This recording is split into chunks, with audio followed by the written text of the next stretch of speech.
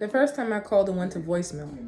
Hello, you have reached the voicemail of Medina Edwards. The second time I called, she answered. We talked for a brief moment and I was whispering so that Malik wouldn't hear me. She told me that she didn't kill Mrs. Gregory and how it was actually Malik's gun that went off and hit her. She admitted to killing King Michi because Mrs. Gregory killed her husband.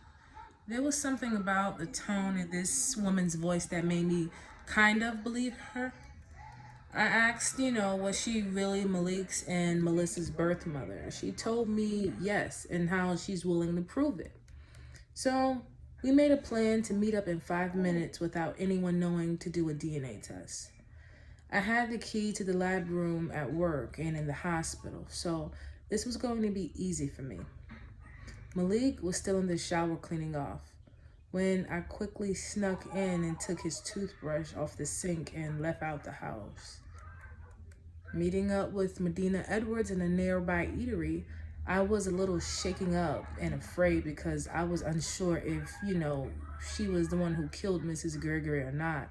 I couldn't believe I was going on a limb and partially risking my life to find out the truth for Malik. I shook my head and I was just thinking to myself, damn, I must really like this boy. Medina and I both stood our distance from each other, until a waitress gave us a booth to sit down in. At the booth, I got right to business. Pulling out a few Q-tips, I swabbed her mouth and placed it in a medical Ziploc bag.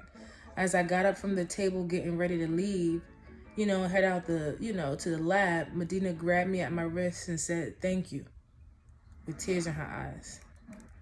I asked her, was she going to wait around for the results of the test? She said no, because she already knew the answers. She told me, she was leaving town and how she thinks she messed up everything, with getting her children back. So there was no sense of her staying.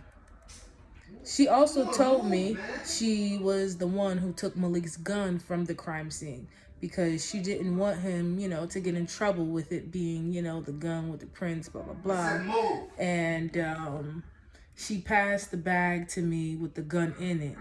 I felt kind of, strange holding the bag with a gun. So I cautiously took the bag from her because I didn't know Malik even carried guns. Malik and Mah'Lissa did kind of look like this woman in a way, but only the test can prove it.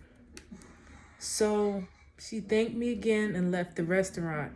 I drove to the lab and began doing the DNA test, but not before I drove to the ocean and threw that bag in it, that bag, because I don't want to be holding no guns. I'm not like that. I'm a little nervous. I was not used to carrying weapons around, and I didn't really want Malik with it. I had plans on telling him all about it once I got home. Malik called my cell phone and asked where I was. I told him I was at the store getting him a few of his favorite foods to cheer him up for when he gets out the shower. I didn't want him suspicious, so I lied a little bit, just a little bit.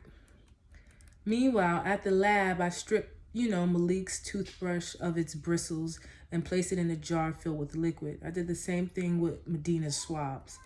I placed both of them onto a spinning tray and let the computer do the rest. 3 minutes later, the results popped up on the screen. My jaw dropped. Point of view of Mah'Lissa. I felt bad, lonely, confused, miserable, and everything else in the book. I didn't know what to think, but I did have thoughts about my big brother, how I told him I don't believe him. I decided to call him because, after all, he's all I got. Malik, I'm sorry. Nah, sis, it's cool. I know you was going through your own thing, and I shouldn't have, put this stress on you. I'm sorry, too. I'm just trying to be the best big brother I can be and protect you. You're doing a great job at protecting me.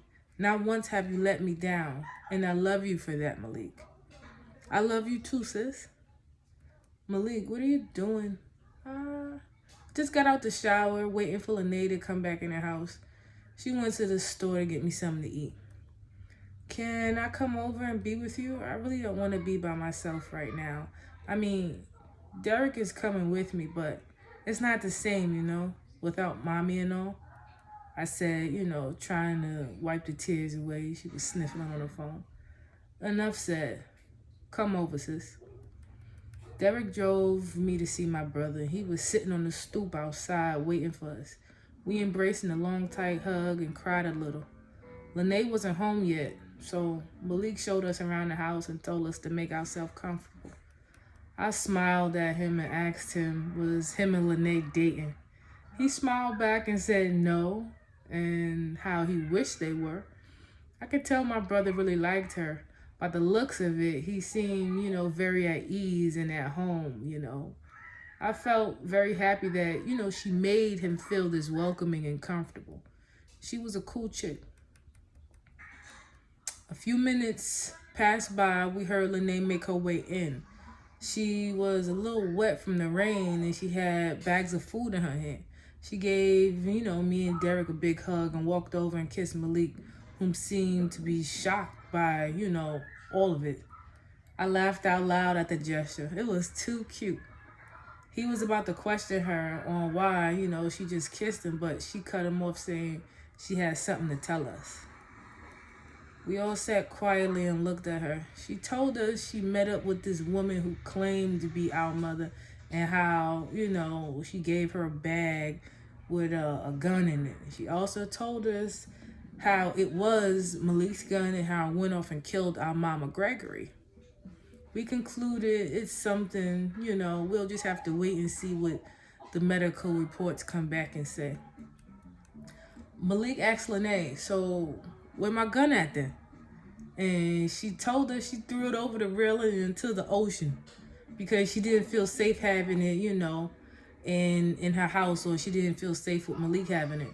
Malik looked at her with a screw face, kind of angry, like, bitch, what? Who are you to tell me what I can and cannot